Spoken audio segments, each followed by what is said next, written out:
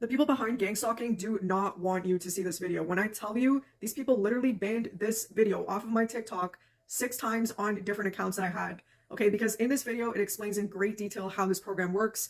I've explained in previous videos how in the beginning of my targeting before trial, my ex's parents got these MASON guys, got corrupt law enforcement to basically target me, to make me homeless. They got my landlord at the time involved to get me kicked out of the house. They were harassing me on the streets, in the shelters, in the motels. At one point in my targeting on the streets, I had to escort myself, and I know for a fact that they recorded me in order to further smear me in the community. They also recorded me without my knowledge while I was under the influence when I recreationally used in 2020.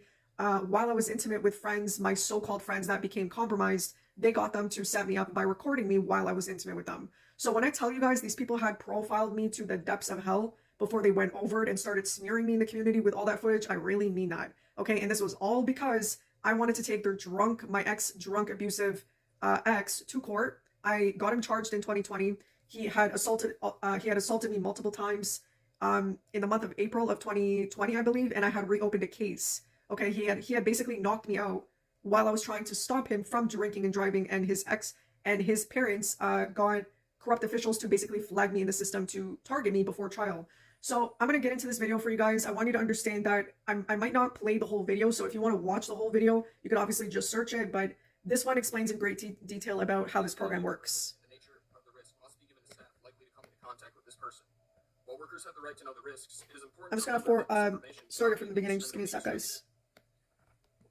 Under occupational health and safety laws, individuals are being flagged and placed on community notification lists. This is happening without the target's knowledge, and in many countries, these community notifications are being used by corporations and others to target innocent individuals such as dissidents, whistleblowers, the outspoken, etc. In conjunction with these notifications, corporations and others are in some cases using a practice that was used in the former Soviet Union called the psychiatric reprisal. This is used as a means of retaliation, revenge, blacklisting, silencing, or controlling members of society. Once on the notification system, warnings about the targets are sent out to every individual the target comes into contact with, thus poisoning their associations and socially annexing the targeted individual. A full definition is gangstalking is a systematic form of control which seeks to destroy every aspect of a targeted individual's life. Once a target is flagged, a notification is sent out to the community at large, and the target is followed around 24/7 by various communities that they're in. The community notifications will go out to various places: apartment rentals, future employers, stores, and communities where the target visits will all be notified.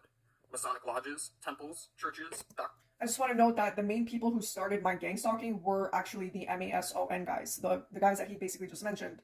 They're really close with my ex's parents. They're high-ranking MASON guys, and they were the ones who basically profiled me and started my targeting.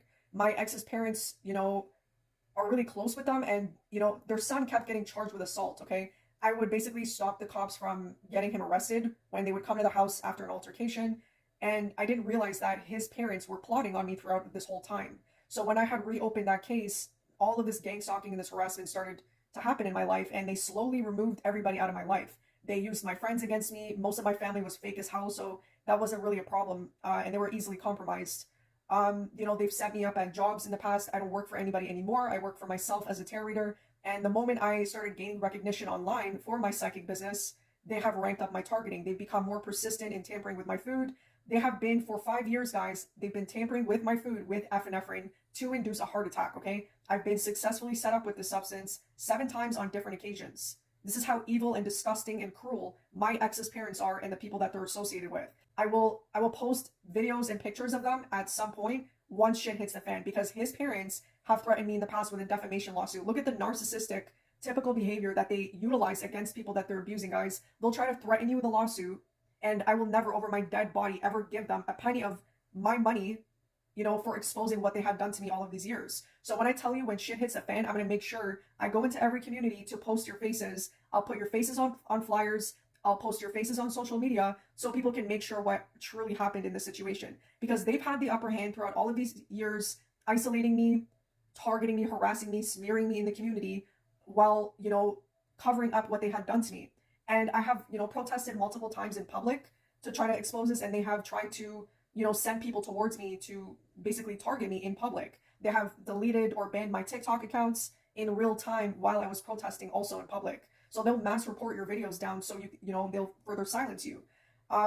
They've done other things like, currently I'm living in a house where my landlord is involved. Okay, she's been involved from the get-go. They purposely got me and my dad to live in this specific house where the street that I'm living on seems like a lot of people are involved in the surveillance program, including my landlord. My landlord has been involved in multiple setups when it comes to flooding my room after I had confronted the cops for being involved when they were trying to frame me through my bank.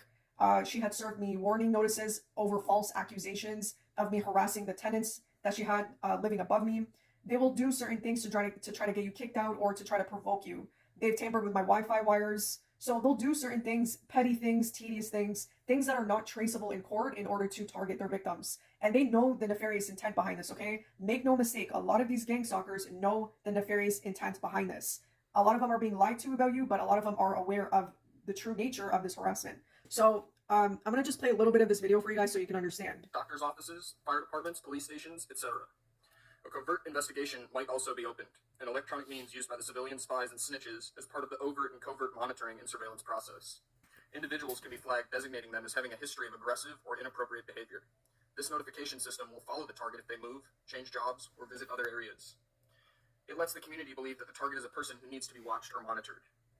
The identity of the person and the nature of the risk must be given to staff likely to come into contact with this person. While workers have the right to know the risks, it is important to remember that this information cannot be indiscriminately distributed. Individuals are being flagged without their knowledge. In many countries, these community notifications might fall under community safety and health laws. It seems that employers, educational facilities, and community centers are in some cases flagging innocent individuals as a means of revenge or controlling members of society.